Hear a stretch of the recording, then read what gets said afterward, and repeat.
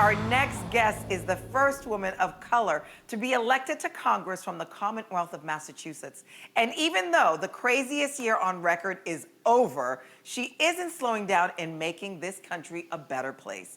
Please welcome Congresswoman Ayanna Pressley. Hello. Hi, happy New Year. Hi. Oh, it's so good to see you again.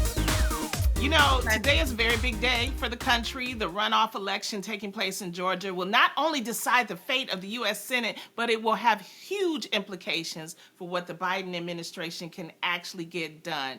Do you think Georgia can do it again and flip it blue? Well, you know, history is written by the winners, and it's the most marginalized people who came together, a diverse coalition of voters, community-based organizations who mobilized and made the decisive victory of Joe Biden and Kamala Harris possible. Georgia's place in history is solidified in helping us to turn the page on this dark chapter in our history. So Georgia flipped blue in November. And I want to quote my sister in service and my dear friend Stacey Abrams during the general election when being asked about Georgia's chances to flip blue. They said, "Are you pessimistic or optimistic?" And she said, "I'm neither. I'm determined." And that's really what we see in these final hours. But I have great faith in the people of Georgia. They know exactly what is at stake.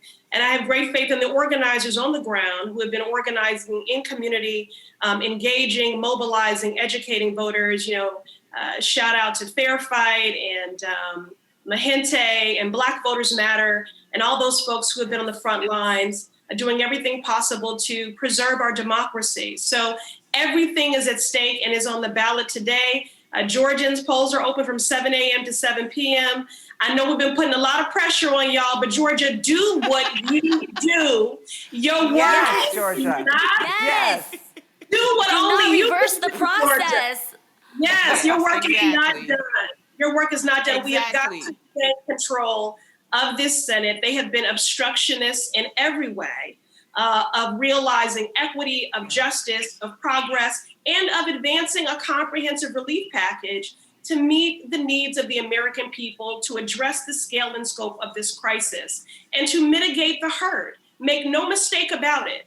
The reason why there are not $2,000 cash reoccurring payments going to the struggling and hurting American people right now is because of Mitch McConnell and this GOP Senate and Loeffler and Perdue, who have been the Bonnie and Clydes of corruption, who have put their personal interests ahead of the needs of Georgians.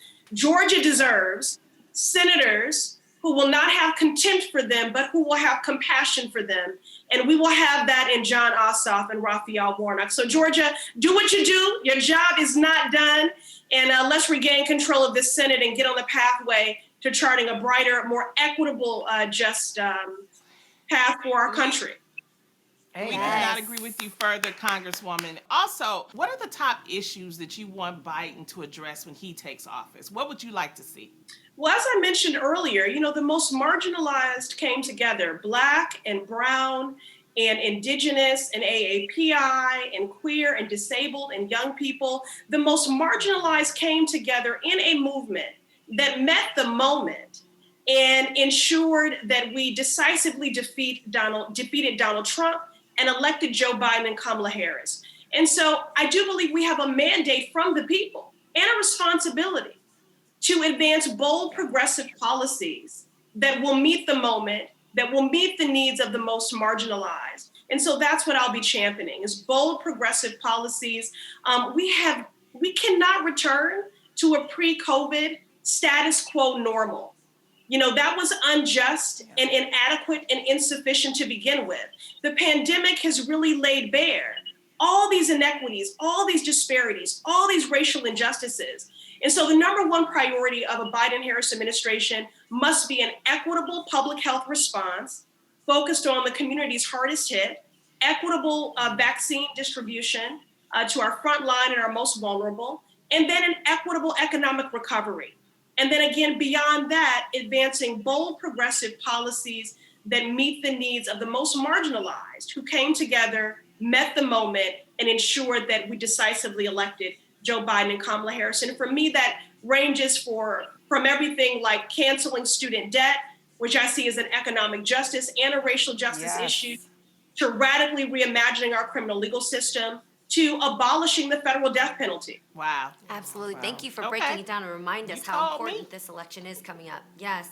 Tomorrow, now, the U.S. House of Representatives votes to certify the results of the 2020 election, and several Republican House members are expected to object to the Electoral College results.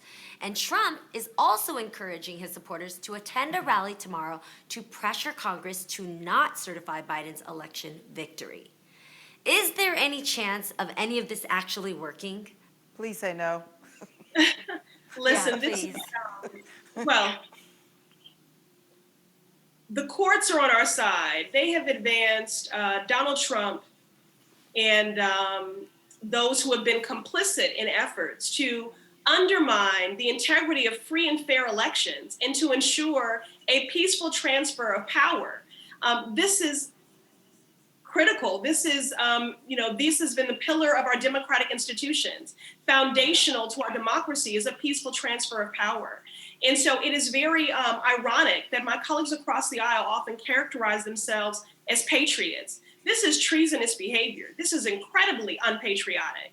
And it not only undermines our democratic institutions, but it undermines the American people's faith in democratic institutions and in free and fair elections. So there have been 60 frivolous lawsuits. The courts have ruled in our favor. These folks are just desperate, and they are dangerous simply because they cannot accept that their president, who I refer to as the occupant of the White House, has been decisively defeated. And instead of them focusing on how to get real relief to the American people, Right. They have dedicated more time to seeking to undermine free and fair elections. So it is unpatriotic, it is sad, and it is dangerous. But I do believe that this outcome will not change. This is really just an exhaustive sham of an effort. And it's sad and it's dangerous. It's dangerous to our democracy. Right. And it's also dangerous that Trump once again dominated the news cycle over the weekend when tapes were released of him pressuring Georgia's Secretary of State, Brad Raffensperger, to find the votes that would overturn his defeat in the state. So legal scholars are describing this as a potential criminal act. Do you think Trump will see any legal ramifications? Well, I think everything needs to be on the table. For many things, again, he will forever be the impeached president by this Democratic majority-led House. The Senate didn't do their job, but this House did. His willful criminality in allowing this pandemic to rage out of control, which has cost us the lives of hundreds of thousands of Americans. But on this matter in particular, again, yes, I think every tool needs to be on the table, from censure to impeachment to criminal penalties. Amazing. Oh my gosh. It's so refreshing to hear from you.